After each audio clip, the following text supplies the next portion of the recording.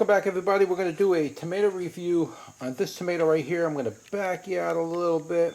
I'm going to do a tomato review on this tomato, and it's called Sirja's Love. Don't know much about it, but whatever information I do pull up from the internet, I will put in the description below, as well as the website. So here we go. Let's take a better look at this tomato. I didn't do too good with it. It did die early this year, and we are going to be growing this next year. One of the problems is that I didn't notice was generally not a very tall plant. I think it's a dwarf variety, and so it just didn't do good. I didn't place it in the right part of my garden for such a small tomato. In fact, next year we're going to be growing all the dwarf tomatoes and micro dwarf tomatoes and short tomato plants. Some tomato plants, even though they're not called a dwarf, they're generally just small plants. They don't get too much bigger than 2 feet. They're regular plants, but they don't get big. But they're not considered a dwarf. I don't know.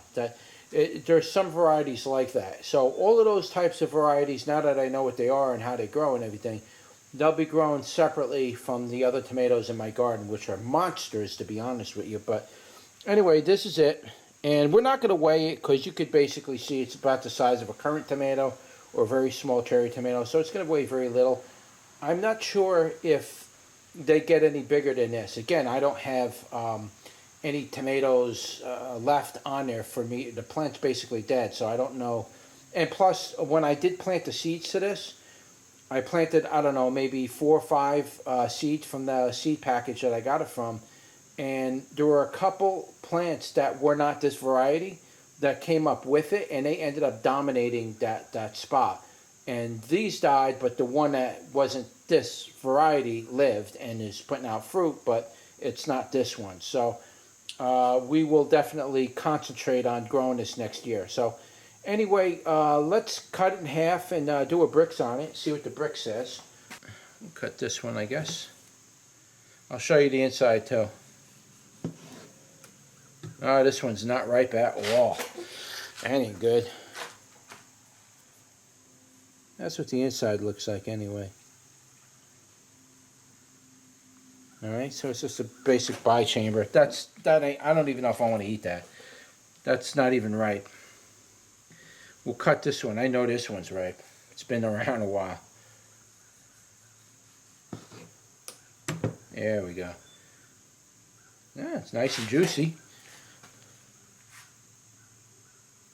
How's that one? Alright, so let's do a bricks and see what it says. Oh, it's almost 7. It's like 6 3/4 on the bricks, which is, it's pretty high. That's a good sign. So, without any further ado, let's give that a go. Okay, start off with the sweetness. It generally wasn't very high, and it was a little bit lower than center line on the sweetness, but it wasn't bad. If I were to put a number on the sweetness, I'd probably say, you know, from 0 to 50, I'd probably say about maybe 22 on the sweetness. Again, it wasn't very high in the sweetness, so 22 would probably be a fair number to give that on the sweetness. Now, the tangy part was strange. There was a type of, I've never had tomatoes like this before, but this tomato almost had like a salty type of a flavor to it. Believe it or not, it tasted a little bit like it was salty. So I'm not sure how to rate that part of it, but the tangy part, the salty part was like connected with the tangy part of it, which was the more dominant than the sweet, obviously. So if I was to give the tangy a number, it was much higher than that. I'm going to say the tangy was probably about a 33 to 35. So it was kind of on the tangy side. So it had a salty flavor though, like to it. It didn't taste bad. Don't get me wrong. It didn't taste bad. It was just strange. You don't need salt for this tomato. This tomato has like its own salt or something in there. But the tomato flavor, as far as the prominence of it, it was very strong. Because of that salty flavor. The whole effect of that tomato flavor was incorporated to this salty-ish type of an effect, which was very nice. It left a very interesting aftertaste in my mouth. Very interesting. Really strange. I definitely want to explore this tomato a little more. So where would I place that from 0 to 10, with 10 being the highest? how dominant was that flavor? I'm going to put that at about a 7.5. It was pretty dominant because of the salty flavor that it had. It really delivered the whole package of that odd tomato combination flavor. So we're going to go about 7.5 on that tomato flavor. It's definitely around that number. It was a lot higher than I normally would rate tomato flavors. And again, when we're talking about the tomato flavor, we're talking about how concentrated, how strong was that flavor in the whole flavor profile of that tomato taste test. How prominent was that flavor? That's what we're talking about here. How concentrated was that flavor? We're not talking about how good it was. We're talking about how characteristic, how strong was that characteristic of that tomato flavor with the with the experience, the review. Moisture was generally pretty low. Again, some of these tomatoes have been sitting out for a while. In fact, that one over there is not even ripe yet. Not totally ripe, but how would I rate the moisture on it? Wasn't totally moist. I'd probably go about a 3 on the moisture. It was relatively pretty low, guys. It wasn't really juicy, but it was wet, but not really juicy. It was kind of on the drier side. Again, the plant died early. It could just be because they ripened green on a dead plant, basically. I mean, they ripened to a color like that. As far as tardy sour, I don't know. That salty flavor or tardiness was kind of like incorporated all together. This is very odd for me. The tardy or sour flavor was kind of incorporated with the tanginess, using the saltiness as like a binder of some way. It connected the flavors somehow, but there was a little bit of a tardiness in there, very slightly. I'd probably go with a 1 on the tardiness, only because I felt it on the very bottoms of my jaw and the very back of your jaw, the very last area where your wisdom tooth are, right behind there. I get an effect when I eat something tangy. I can really feel like I don't know how to describe the feeling. It's just when I eat something sour and my mouth is starting to pucker, that part of my jaw really gets affected. So that's why I separated that and I included that separately. Sometimes you can taste it, you can get that effect a lot, and sometimes you don't at all. And I don't get that effect with the tangy or acidity flavor, which I'm probably going to put acidity or tangy flavor. I'm probably going to update that title to that because I don't want to confuse people between tangy and tardy. When I'm talking about tardy or sour, I'm referring to that effect you get in the back of your jaw.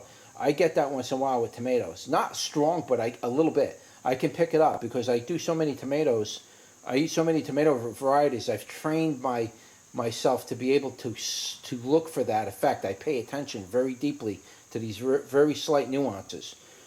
So yeah, there was something there. I'll probably just put a 1 on it for now. But we're going to re-review this next year again, and this way we'll grow it out, and we'll really see what this thing can really do. There were no undertones on it other than that salty flavor. I'm not sure where to put something like that. I guess you could say there was a slight undertone to it.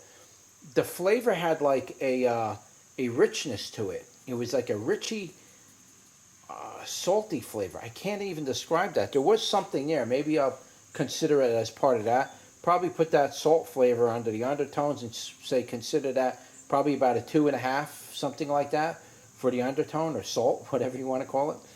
Real strange effect on that. So yeah, there was something going on there. Texture was about average. I'm not going to, again, we didn't get too many tomatoes, and texture was about average on that. We'll probably just call that a 5. Production was obviously really low because the plant died early, so I can't really judge the production. But I this year wasn't very good, so I'm not going to rate it based on the production. And unfortunately, even the texture would be kind of wrong because it's just a few tomatoes I got.